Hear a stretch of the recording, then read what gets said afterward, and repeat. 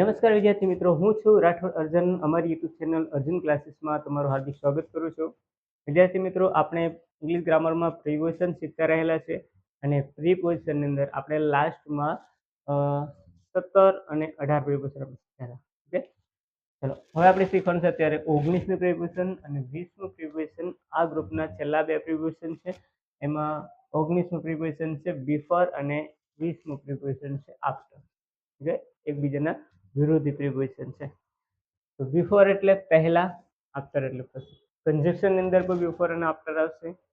તો તમને જણાવી દઉં કે જ્યારે પણ બે વાક્યને જોડવાનું થતું હોય ત્યારે બિફોર અને આફ્ટર કન્જક્શન તરીકે ઉપયોગ થાય. જ્યારે કોઈ શબ્દને આગળ બિફોર કે આફ્ટરનો ઉપયોગ થાય ત્યારે તે પ્રિપોઝિશન તરીકે હોય છે. ઓકે, ચલો અહીંયા પહેલા આપણે જોઈએ બિફોર પ્રિપોઝિશન. અમુક સમય કે વ્યક્તિની પહેલાની જ્યારે વાત થતી હોય ત્યારે આપણે બિફોર પ્રિપોઝિશનનો ઉપયોગ કરીશું. અમુક સમય વ્યક્તિ પહેલાની જ્યારે વાત થતી હોય ત્યારે, બરાબર. જેમ કે we will rich two Junagadh before 5 o'clock. અમે જુનાગઢ 5 વાગ્યા પહેલા, 5 વાગ્યા પહેલા, બિફોર 5 o'clock, 5 વાગ્યા પહેલા રીચ એટલે કે પહોંચશું. વિલ રીચ પહોંચી જશું, ભવિષ્યકાળ. અમે જુનાગઢ 5 વાગ્યા પહેલા પહોંચશું. પ્રિપોઝિશન આપણે આવી ગયા આગળ. વી કેમ હિયર બિફોર યુ. અમે તમારી પહેલા અહીંયા આવ્યા. બિફોર યુ તમારી પહેલા. કેમ એટલે આવવું, હિયર એટલે અહીં, વી એટલે અમે તમારી પહેલા અહીંયા આવ્યા. They left before sunrise. They left તેઓ જતા રહ્યા. લેફ્ટ એટલે છોડીને જતું રહેવું. તેઓ જતા રહ્યા બિફોર સનરાઈઝ સૂર્ય ઉગ્યો નહીં તે પહેલા, કે સૂર્યોદય પહેલા તેઓ જતા રહ્યા. Before. I completed my work before you. હું તમારી પહેલા, બિફોર યુ એટલે કે તમારા પહેલા મારું કામ પૂરું કરી. મેં તમારી પહેલા મારું કામ પૂરું કર્યું. ભૂતકાળનું વાક્ય છે કમ્પ્લીટેડ.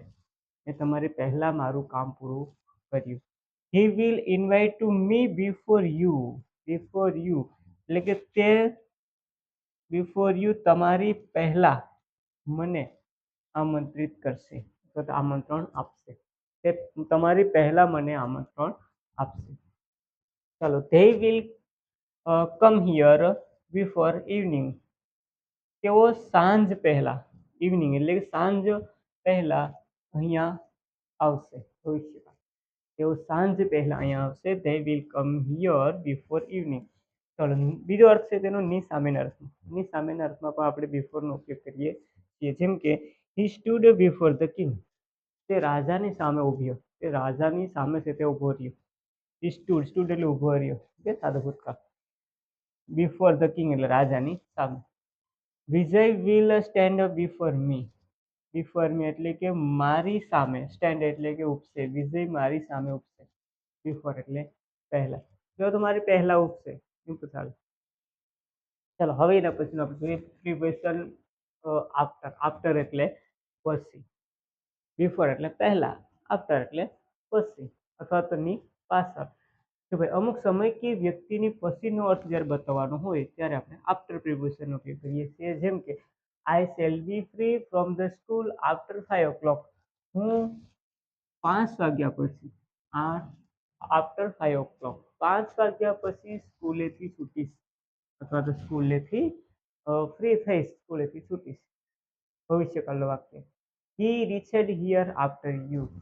તે તમારી પહેલા અહીંયા પહોંચ્યા. રીચેડ એટલે કે પહોંચ્યા. તે તમારી પહેલા અહીંયા પહોંચ્યા. બીજો તેનો ઉપયોગ થાય છે ક્રમ બતાવવા માટે. ઓકે, તો મંડે કમ્સ આફ્ટર સન્ડે એટલે કે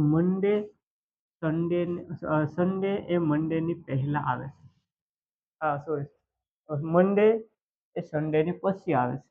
સન્ડે આફ્ટર સન્ડે એટલે રવિવાર પછી આવે. સોમવાર રવિવાર પછી આવે છે. ઓકે, બીજો અર્થ જેનો ની પાછળ કે ની શોધમાં એવો અર્થ દર્શાવવા માટે પણ આપણે આફ્ટર પ્રિપોઝિશનનો ઉપયોગ કરીએ છીએ. જેમ કે હી ઓલવેઝ આફ્ટર મની. તે હંમેશા પૈસાની પાછળ હોય છે. ઓલવેઝ એટલે હંમેશા, આફ્ટર મની એટલે પૈસાની પાછળ, હી એટલે કે હોય છે. તે હંમેશા પૈસાની પાછળ જ હોય છે, દોડે છે. આ વાક્ય બનાવવા માટે પણ આપણે આફ્ટર પ્રિપોઝિશનનો ઉપયોગ કરીએ છીએ. તો આ બે પ્રિપોઝિશન્સ આશા રાખું છું કે તમને સમજાઈ ગયા હશે કે ઇઝી પ્રિપોઝિશન છે, બહુ અઘરા નથી. ગુજરાતી મિનિંગ ખાલી આપણે ખબર હોય તો પણ આવડી જાય એવા છે. તો અહીંયા આપણે ગ્રુપ નંબર 3 આપણે પૂરું કર્યું. હવે આપણે ગ્રુપ નંબર 4 ની અંદર આગળના પ્રિપોઝિશન આપણે શીખવાના છે. ઓકે, તો સાથે જોડાયેલા રહેજો. બધા જ પ્રિપોઝિશન આપણે આવી રીતના બધા ઉપયોગો સાથે આપણે કરવાના છે. આગળ આવશું ને આપણે બીજા પ્રિપોઝિશન શીખીશું.